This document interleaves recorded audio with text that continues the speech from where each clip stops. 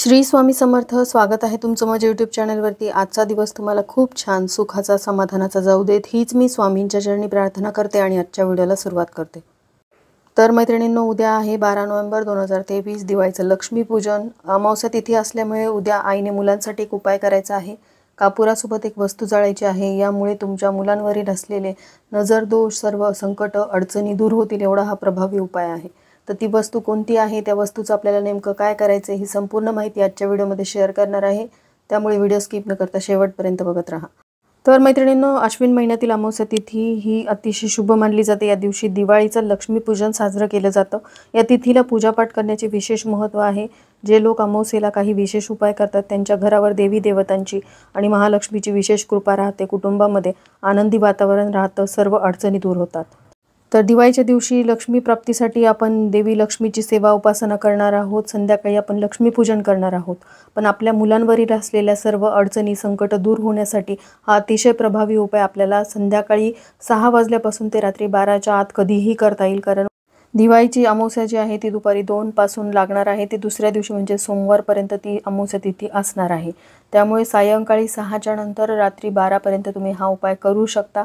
तुमचं लक्ष्मीपूजन झाल्यानंतर अगदी निवांत वेळेमध्ये तुम्हाला हा उपाय करता येईल.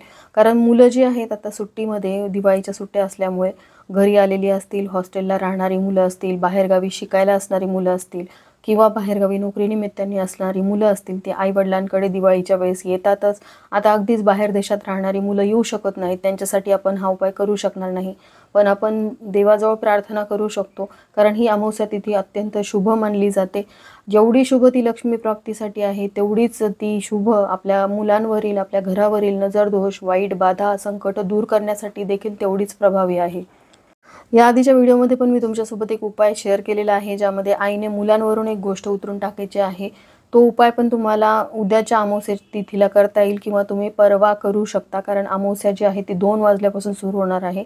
त्या व्हिडिओवरती मला खूप सारे कमेंट आले होते की ताई, अमावस्या दुपारी उशिरा सुरू होणार आहे, मग तो उपाय नेमका कधी करायचा आहे. तर तुम्ही दुपारी 2च्या नंतर करू शकता किंवा तुम्ही सोमवारी दुपारी 12च्या आत तो उपाय करू शकता. दोन्हीपैकी कोणताही एक उपाय केला तरीही चालेल. हा उपाय अत्यंत साधा सोपा आहे. आता मुलगा असेल, मुलगी असेल, तुमचे 2 मुलं असतील, 3 मुलं असतील किंवा एकच मुलगा असेल, सगळ्या मुलांसाठी हा उपाय तुम्हाला करता येईल. आणि जी वस्तू घ्यायची आहे तीही तुम्हाला एकच वस्तू लागणार आहे. त्यामुळे हा उपाय अतिशय साधा सोपा आहे. पण सगळ्यात आधी तर हा उपाय आपल्याला नेमका कशासाठी करायचा आहे बघा. आपली मुलं खूप हुशार असतात, पण तरी देखील त्यांच्या कष्टाला, मेहनतीला म्हणावं तसं यश मिळत नसतं. अभ्यासामध्ये त्यांची प्रगती होत नसते किंवा करिअरमध्ये म्हणावं तसं यश त्यांना मिळत नसतं.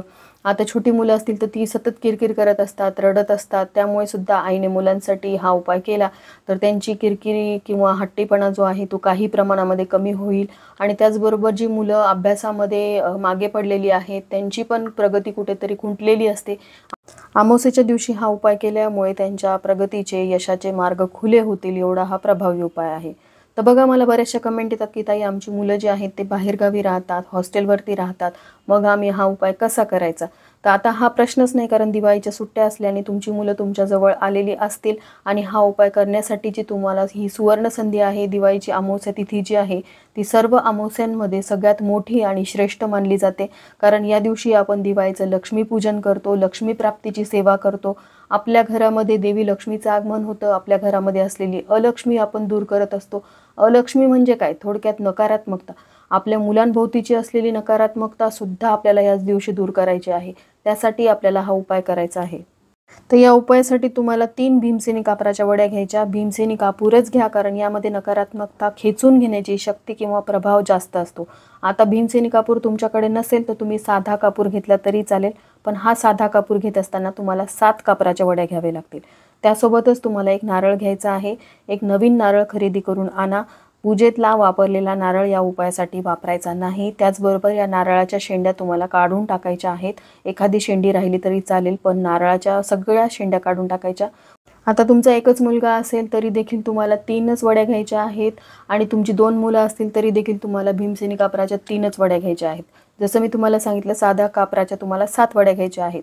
तर 2 मुलं असतील, 3 मुलं असतील, सगळ्यांसाठी एकच वस्तू तुम्हाला घ्यायची, म्हणजे त्या 3 कापराच्या वड्या. आणि त्यासोबत तुम्हाला एक नारळ घ्यायचा आहे. नारळ पाहून घ्यायचं, नवीन आणायचं, वापरलेलं पूजेतलं नारळ नसावं। दुकानातून नवीन नारळ तुम्हाला खरेदी करून आणायचं आहे। संध्याकाळी दिवे लागणीच्या वेळेस हा उपाय करायचा, म्हणजे दिवे लागणीनंतर 12 वाजेपर्यंत तुम्ही कधीही करू शकता। तुमचं लक्ष्मीपूजन झालं, आता तुम्ही निवांत आहात, असं वाटलं की आता मी हा उपाय करू शकते, तेव्हा तुम्ही करू शकता, हरकत नाही।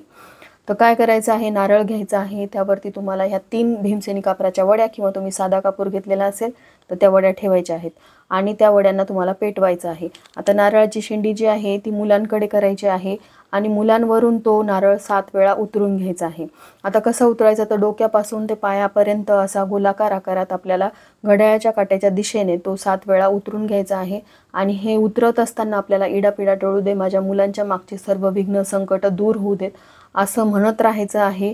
सर्व लक्ष आपलं त्या उपायाकडे असलं पाहिजे। आता तुम्ही म्हणाल की ह्या 3 भीमसेनी कापराच्या वड्या आपण त्या नारळावरती जाळणार आहोत, तर ते कापराची वडी एखाद्या वेळेस खाली पडू शकते, तर हो पडू शकते, त्याची काळजी तुम्हाला घ्यायची आहे। त्यासोबतच ह्या कापरामुळे आपल्या मुलाला इजा होऊ नये याची सुद्धा काळजी घ्यायची आहे। मग तुम्ही काय करू शकता, एखादं भांडं घ्या, त्या भांड्यामध्ये तुम्ही नारळ ठेवा, त्यावरती तुम्ही 3 कापराच्या वड्या ठेवा, त्यांना पेटवा आणि ते भांडंच तुम्ही मुलावरून उतरून घ्या।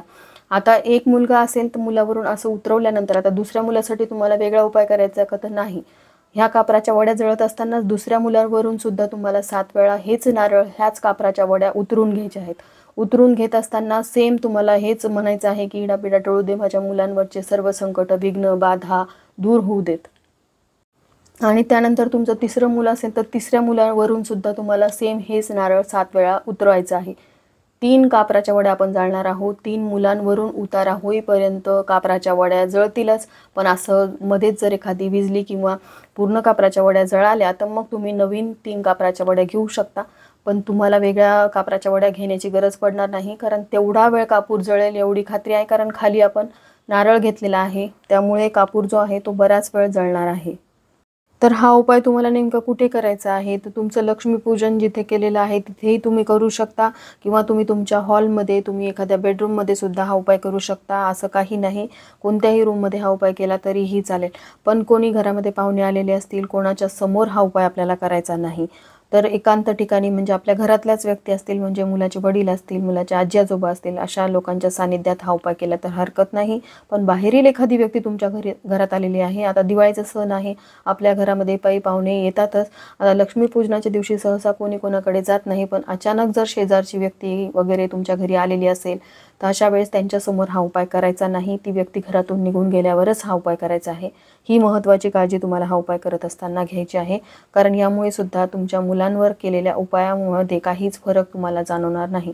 कारण बऱ्याचशा कमेंट येतात की ताई, आम्ही एवढ्या सेवा करतो, उपाय करतो, तरी देखील आम्हाला काहीच फरक वाटत नाही। तर काही गोष्टी ज्या आहेत त्या आपल्या हातून चुकत असतात, आणि मग अशा चुकांमुळे सुद्धा आपल्याला त्या उपायांमध्ये, आपल्याला मुलांमध्ये म्हणा किंवा आपल्या सेवेमध्ये फरक जाणवत नाही। तर मैत्रिणींनो बघा, उद्या अतिशय साधा सोपा उपाय आपल्याला करायचा आहे। या उपायामुळे निश्चितपणे तुमच्या मुलांच्या मागे असलेली सर्व संकट, अडचणी, बाधा दूर होतील, एवढा हा प्रभावी उपाय आहे। दिवाळीची अमावस्या ही सगळ्यात मोठी अमावस्या असते। दिवाळीच्या सुट्टीच्या निमित्ताने मुलं घरी आलेली आहेत, या संधीचा प्रत्येकाने लाभ घ्यावा व हा उपाय आवर्जून करावा, हीच मी कळकळीची विनंती करते। सायंकाळी 6 पासून ते रात्री 12 पर्यंत तुम्ही हा उपाय कधी करू शकता। अमावस्या दुपारी 2च्या नंतर सुरू होणार आहे, त्यामुळे संध्याकाळीच दिवे लागणीच्या वेळेस हा उपाय तुम्हाला करता येईल, त्याआधी करू नका, कारण कापूर जो आहे तो आपण दिवे लागणीच्या वेळेस जाळतो, त्यामुळे घरामध्ये असलेली अलक्ष्मी, नकारात्मकता दूर होत असते। तर चला मैत्रिणींनो, झालेली सेवा मी स्वामींच्या चरणी अर्पण करते, इथेच व्हिडिओचा एंड करते। व्हिडिओ आवडला असेल, हेल्पफुल वाटला असेल तर लाईक, शेअर, सबस्क्राईब करायला विसरू नका। भेटूयात अशाच एका नवीन व्हिडिओसोबत, तोपर्यंत सर्वांना श्री स्वामी समर्थ।